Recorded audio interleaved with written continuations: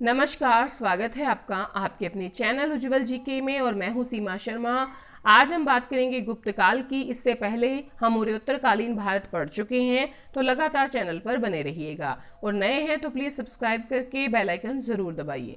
तो गुप्त काल की बात करें तो गुप्त साम्राज्य की नींव रखने वाला जो शासक था, सबसे पहला शासक जिसने नींव रखी वो था श्रीगुप्त। ठीक है, तो श्रीगुप्त ने गुप्त साम्राज्य की नींव रखी। पहली बात, श्रीगुप्त ने ही 275 ईस्वी में गुप्त वंश की स्थापना की थी। श्रीगुप्त ने कौन से ईस्वी में गुप्त वंश की स्थापना की? 275 ईस्वी में गुप्त वंश की स्थापना की। मौर्य काल के बाद गुप्त काल को भी भारतीय इतिहास का स्वर्णिम युग माना गया है। ठीक है, मौर्य काल के बाद गुप्त काल को भारतीय इतिहास का क्या माना गया है? स्वर्णिम युग माना गया है। गुप्त वंश की जानकारी वायु पुराण से प्राप्त होती है। गुप्त काल की राजकीय भाषा कौन सी थी? संस्कृत थी। यह भी माना जाता है कि दशमलव प्रणाली की शुरुआत भी कब हुई है? गुप्त काल में ही हुई है। और मंदिरों का निर्माण कार्य भी कब शुरू हुआ?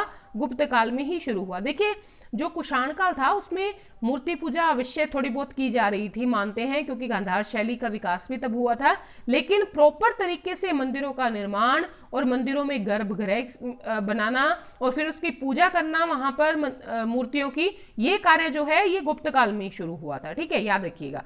तो गुप्त वंश की जानकारी वायुपुराण से प्राप्त होती है। गुप्त काल की राजकीय भाषा संस्कृत थी।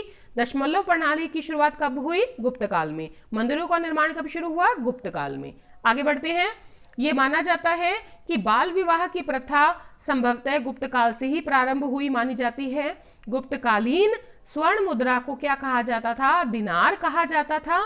गुप्त काल के सर्वाधिक जो सिक्के थे वो सोने के बनाए जाते थे। पंचतंत्र की रचना भी कब हुई? गुप्त काल में ही हुई। पंचतंत्र के लेखक कौन है? विष्णुगुप्त। ठीक है, विष्णु शर्मा। ठीक है, तो जो पंचतंत्र की रचना है वो भी कब हुई है? गुप्त काल में। सोने के सिक्के कब सर्वाधिक कब चले? देखिए, सबसे पहले कब चले? तो कुषाण काल में। ठीक है, लेकिन सर्वाधिक सिक्के सोने के बनाए गए गुप्त काल में। गुप्तकालीन स्वर्ण मुद्रा को दिनार कहा जाता था। बाल विवाह की प्रथा भी संभवतः गुप्त काल से शुरू हुई। आगे बढ़ते हैं। गुप्त साम्राज्य में ब्राह्मणों को कर रहित कृषि भूमि दी जाती थी। ब्राह्मणों को कर रहित कृषि भूमि दी जाती थी, जबकि अन्य लोगों को उनकी उपज का छठा भाग भूमि राजस्व के रूप में राजा को देना होता था। ठीक है, गुप्त राजवंश अपने साम्राज्यवाद के कारण प्रसिद्ध था। तो गुप्त राजवंश किस लिए प्रसिद्ध था? अपने साम्राज्यवाद के कारण। ब्राह्मणों को कर रहित कृषि भूमि दी जाती थी, बाकी लोगों को उपज का छठा हिस्सा देना पड़ता था कर के रूप में। चलिए आगे बढ़ते हैं। गुप्त साम्राज्य में ब्राह्मणों को आगे बढ़ते हैं। महान खगोल विज्ञानी और गणितज्ञ आर्यभट्ट और वराहमिहिर का जो संबंध है वो भी गुप्त काल से है। ठीक है, महान खगोल विज्ञानी और गणितज्ञ आर्यभट्ट और वराहमिहिर का संबंध कब से है? गुप्त काल से। वराहमिहिर ने ही खगोल विज्ञान के भारतीय महाग्रंथ पंच सिद्धांतिका की रचना की थी। जो महान खगोल विज्ञान का भारतीय महाग्रंथ है पंच सिद्धांतिका, उसके रचनाकार कौन है? वराहमिहिर है। ठीक है, आयुर्विज्ञान संबंधी रचना करने वाले रचनाकार कौन थे? सुश्रुत। और सुश्रुत का संबंध भी कब से है? गुप्त काल से है। तो आयुर्विज्ञान की जो है संबंधी रचना करने वाले हैं सुश्रुत। पंच सिद्धांतिका के रचनाकार है वराहमिहिर, जो खगोल विज्ञान का महाग्रंथ है। और जो गणितज्ञ और खगोलीय विज्ञानी है आर्यभट्ट, इन सब का संबंध किससे है? गुप्त काल से है। नेक्स्ट है, अब बात करेंगे सबसे पहले राजा की, श्रीगुप्त की। श्रीगुप्त गुप्त वंश का प्रथम शासक था और गुप्त वंश की स्थापना करने वाला शासक था। पूना से प्राप्त ताम्रपत्र में श्रीगुप्त को आदिराज नाम से संबोधित किया गया है। ठीक है, पूना से प्राप्त जो ताम्रपत्र है उसमें श्रीगुप्त को क्या कहा गया है? आदिराज कहा गया है। श्रीगुप्त के बाद उसका पुत्र घटोत्कच गुप्त शासन पर बैठता है, सिंहासन पर आसीन होता है। कुछ अभिलेखों में घटोत्कच को गुप्त वंश का पहला राजा बताया गया है। ठीक है, लेकिन श्रीगुप्त जो है वो पहला शासक था। चंद्रगुप्त घटोत्कच गुप्त का पुत्र था, जिसने घटोत्कच गुप्त के बाद सत्ता की बागडोर संभाली।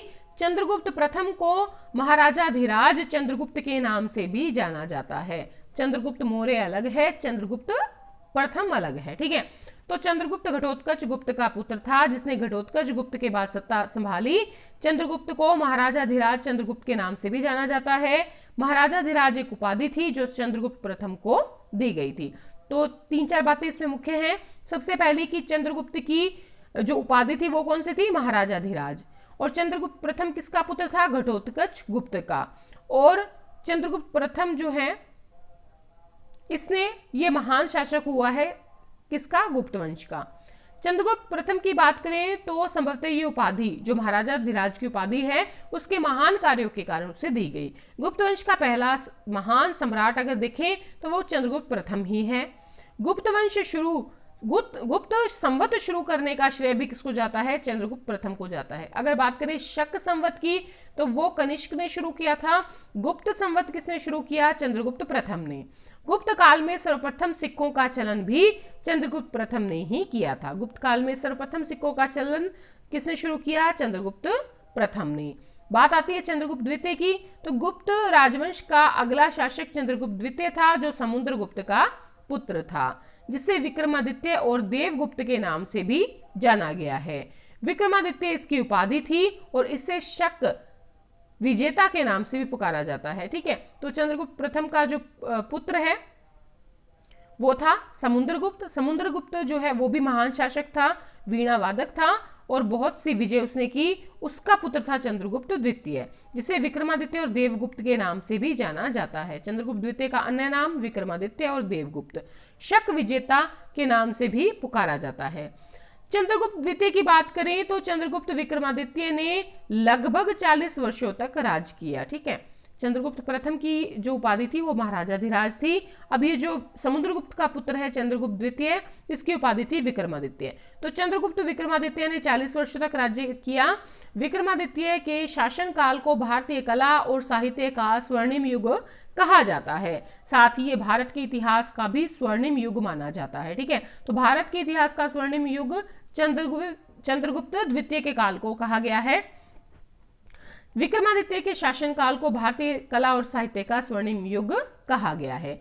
चंद्रगुप्त द्वितीय का विशाल साम्राज्य जो था वो उत्तर में हिमालय के तलहटी इलाकों से लेकर दक्षिण में नर्मदा नदी के तटों तक तथा पूर्व में बंगाल से लेकर पश्चिम में गुजरात तक फैला हुआ था। तो ये आपको दिखाई दे रहा है गुप्त एम्पायर ग्रीन कलर में। ठीक है,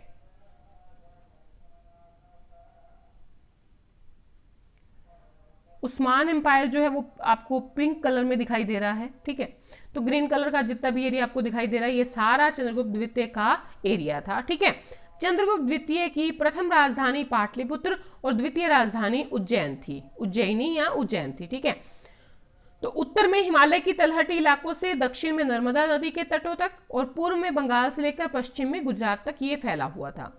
चंद्रगुप्त द्वितीय की बात करें तो प्रसिद्ध कवि कालिदास जो थे चंद्रगुप्त द्वितीय के दरबारी थे, जिसे दरबार में सम्मिलित 9 रत्नों में प्रधान माना जाता था। तो कालिदास जो थे वो चंद्रगुप्त द्वितीय की शोभा बढ़ाते थे कि दरबारी थे और नवरत्न थे और नवरत्नों में प्रधान माने जाते थे, जिनमें प्रसिद्ध चिकित्सक धन्वंतरी भी शामिल थे, जिन्हें आयुर्वेद के वैद्य चिकित्सा का भगवान मानते हैं। ठीक है, तो धन्वंतरी जो थे चिकित्सक वो भी किसकी शोभा बढ़ाते थे? चंद्रगुप्त द्वितीय के दरबार की शोभा बढ़ाते थे। चंद्रगुप्त द्वितीय की बात करें तो अन्य 7 रत्न भी थे। एक कालिदास थे, फिर धन्वंतरी हैं, फिर अमर सिंह हैं। ठीक है, ये लेखक थे। शंकु, फिर शपनक जो ज्योतिष थे, फिर बेताल भट्ट, फिर वराह मिहिर, फिर घटक पर और वररुचि। तो ये जो थे टोटल 9 रत्न थे दरबार में। चंद्रगुप्त द्वितीय की बात करें तो चीनी यात्री फाहियान चंद्रगुप्त द्वितीय के शासनकाल में भारत आया। रजत के सिक्के शुरू करने वाला पहला शासक कौन था? चंद्रगुप्त द्वितीय। चांदी के सिक्के सबसे पहले किसने शुरू किए? चंद्रगुप्त द्वितीय ने। सोने के सिक्के सबसे पहले किसने शुरू किए? कनिष्क ने। अच्छा, जो रजत के सिक्के थे उनको रूपक या रपयक भी कहा जाता था। मेहरौली स्थित राजचंद्र के लोह स्तंभ को चंद्रगुप्त द्वितीय ने बनवाया था। मेहरौली में स्थित जो राजचंद्र का लोह स्तंभ हमें दिखता है, जिस पर आज तक जंग नहीं लगी है, वो चंद्रगुप्त द्वितीय ने बनवाया था। कुमारगुप्त प्रथम की बात करें तो चंद्रगुप्त द्वितीय की मृत्यु के पश्चात उसका पुत्र कुमारगुप्त प्रथम सिंहासन पर आसीन होता है। कुमारगुप्त प्रथम ने अश्वमेध यज्ञ करवाया था और महेंद्रादित्य की उपाधि धारण की थी। तो कुमारगुप्त प्रथम के ही शासनकाल में नालंदा विश्वविद्यालय की स्थापना भी हुई। तो ये सभी कार्य मुख्य रूप से कुमारगुप्त प्रथम के काल में हुए। चंद्रगुप्त द्वितीय का पुत्र था कुमारगुप्त प्रथम, अश्वमेध यज्ञ करवाता है, महेंद्रादित्य की उपाधि धारण करता है, नालंदा विश्वविद्यालय की स्थापना कुमारगुप्त महेंद्रादित्य करता है। उसके बाद जब उनकी मृत्यु होती है कुमारगुप्त की, तो उनका उत्तराधिकारी बनता है उनका पुत्र स्कंदगुप्त। वो राजसिंहासन पर विराजमान होता है। उसे काफी लोक हितकारी सम्राट बताया गया। स्कंदगुप्त जो थे वो लोक हितकारी सम्राट थे। उन्हें कर्मादित्य या विक्रमादित्य आदि उपाधियां प्राप्त हैं। स्कंदगुप्त जाने जाते हैं हुणों के आक्रमण से देश को बचाने के लिए। तो हुणों के आक्रमण से देश को किसने बचाया? स्कंदगुप्त ने। स्कंदगुप्त के पश्चात कोई भी गुप्त वंश का राजा अपना प्रभुत्व इतना नहीं बढ़ा सका जिसकी जानकारी इतिहास के पन्नों में दर्ज हो। तो जिस कारण स्कंदगुप्त के उत्तराधिकारियों की जो स्पष्ट जानकारी है वो हमें उपलब्ध नहीं होती। हमें इतना पता है कि गुप्त वंश का जो अंतिम शासक था वो विष्णुगुप्त था। ठीक है, तो स्कंदगुप्त जो है वो महान शासक रहा, लेकिन उसके बाद कोई उत्तराधिकारी जो है शासन को संभालने में समर्थ नहीं था। और अंतिम शासक की बात करें तो विष्णुगुप्त था। अब बात करें गुप्त वंश के पतन के कारण की, तो गुप्त वंश के पतन का कारण था पारिवारिक कलह और बार बार होने वाले विदेशी आक्रमण। कभी हुण का आक्रमण हो जाता है, कभी शकों का आक्रमण हो जाता है। तो उसकी वजह से सत्ता जो है वो धीरे धीरे क्या होने लगी? समाप्त होने लग गई। और पारिवारिक जो कलह था वो भी गुप्त वंश के पतन का कारण था, और जिनमें हुणों द्वारा आक्रमण को मुख्य कारण माना जाता है। तो आज की क्लास में इतना ही। गुप्त वंश को हमने पढ़ लिया है। धन्यवाद अंत तक बने रहने के लिए।